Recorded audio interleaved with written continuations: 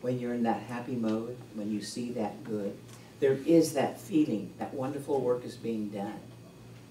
And if you believe that, and I know that you do, that when you believe that, that you have so much more to express with and from. And that we could all be the secretary of joy. Maybe get a job for the government. We could express that more readily, express that more truthfully. When we reside in an arena of consciousness that is joy-filled, we're secure, we're comfortable, we know that we are loved, and our very best self moves forward. You become the individual I am. You make that connection with spirit. And the two of you, spirit and the individual, moves on that path. It unfolds in natural harmony. We're placed on the planet to be of joy and in joy. And I know that a silent grace becomes our support and a foundation for a holiday called joy. And we celebrate it every day. It doesn't have to be Cinco de Mayo or any other day. It's each morning when we put our tootsies on the carpet or the floor, hit the deck and run it. Bless it. What I know too is that the freshness of this morning is a wellspring of being into life. It just moves us into life. And like I said earlier, I was complaining about the heat and the wind, and now we have this cool morning to celebrate. The purity and the crispness of the moment is powered by spirit. It's powered by that energy, that conduit that we are. And I know that it is a channel for change, that we move with ease, we move with grace. The acknowledgement and awareness of Spirit's abundance validates my deepest knowing. It's my greatest cheerleader, my faith, and my true belief in the principles of this teaching. I know that there's more than enough good to go around, for each and every one of us are blessed and empowered. There's more than enough joy for all of us to share and express with. And we know the one mind used by all of us, each and every one of us, think and extract and take and give into that one mind. And it keeps harmony. It keeps all of the values that we know as religious science and the goodness that we express from this philosophy and faith in balance. And when we are in balance, we're in harmony. And when we're in harmony, we're doing our greatest good on our best work. We express from that and with that. We have a divine order.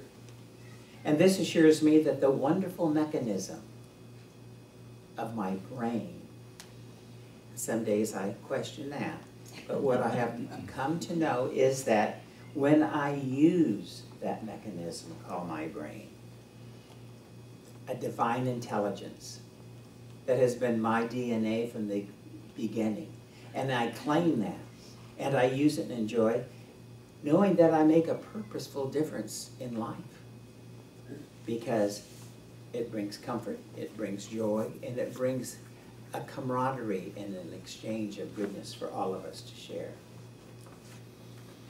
I know that I'm responsible for the care, the beliefs, and the thought I place in my mind.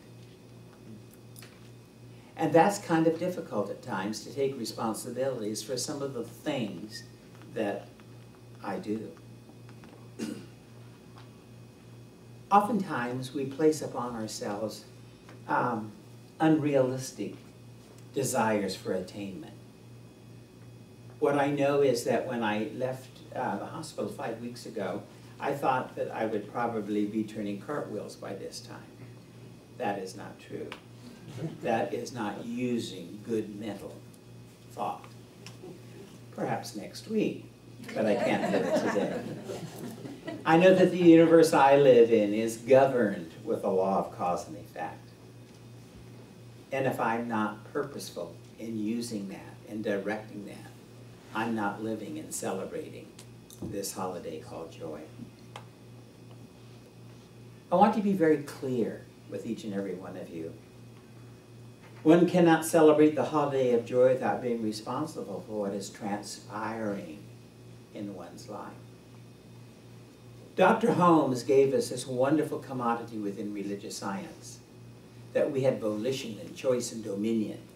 And we do, but we're held responsible for that. It's that rock in that shoe again. Some of the decisions haven't always been the best for us. I like to think of everything that we learn in life. There's a tuition. My father told me that many years ago.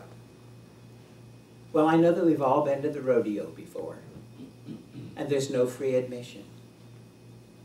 But what I do know is that when we use our mind, when we use the principles of religious science, and when we use the principles that we know to be true for each one of us, then that is a ticket to the rodeo. We have to be responsible. I like to think of it as being in spiritual and mental community, that we pay forward, we enjoy. We have monetary coin, we have mental coin. And I accept the responsibility for my experience in all that I have done and all that I will do. The conclusion that I've drawn is this. I live in the presence of God, aware that the past has absolutely not one iota of a power over me. My future is yet to be determined. I'm living each moment at a time. And the God that I am is the God that I am. For I partner with Spirit. We're the unity of one, living, loving, expressing our true identity. So it is in this consciousness that I celebrate the holiday of joy. This moment mind could be compared to the social hour or a cocktail hour prior to a dinner. Get together for a sip or a nosh. It can be spiritual in a high-heeled glass or a nice glass, or it can be in a bottle, it can be water, it can be many things. We can have that sip, we can have that nosh, we can have that bite. And what I know that we allow that revelation of our greater good to be known. Knowing the mind of God, knowing that it is ours to share and enjoy and to celebrate. When we allow gratitude to move into our lives, into our experience, we're welcoming the ease and the comfort with which we flow into the unfoldment of our life. And when we flow without barriers, when we flow without restriction, in the same way when we love without expectation, when we love and express that love from our deep central heart, then we know that that natural purity of who we are is being revealed. Gratitude is generated in two ways. First, by a spontaneous awareness, by a spontaneous upsurge of the good in the heart toward the wonderment of life. And secondly, by a conscious decision to practice looking at what is right and correct in our lives, not at what isn't working in our lives. We accept the gifts that we have been given for this holiday of joy and the truth that they are. If they need to be repaired or refixed, realigned, resold, painted and resurfaced, do it. Accept it, rejoice, move on.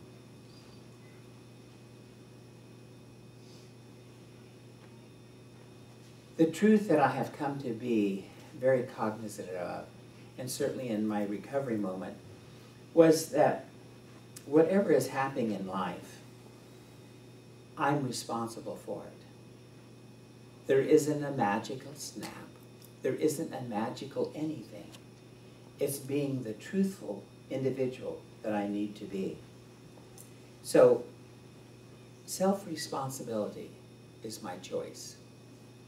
I live it, I walk with it, and I know that Dr. Holmes, in his clarity in the foundations of our philosophy and our center, wanted for us to have a better life. But in order to attain that better life and to have that life, we had to do the work.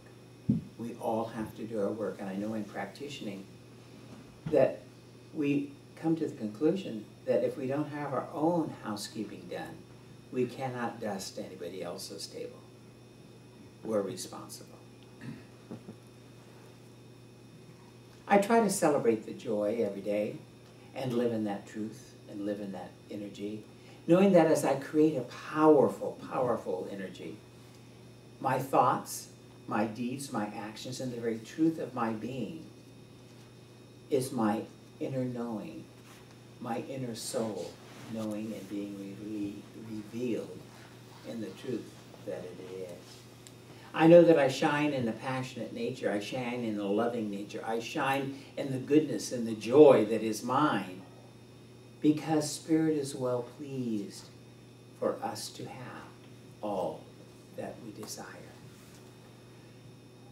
It is the infinite's pleasure to see us pleased, well pleased, and loved. So I close with this. As you celebrate the holiday of now, this very moment, this very day, celebrate what you want to see more of in your life. And my lesson ends in love. This is the time that we give our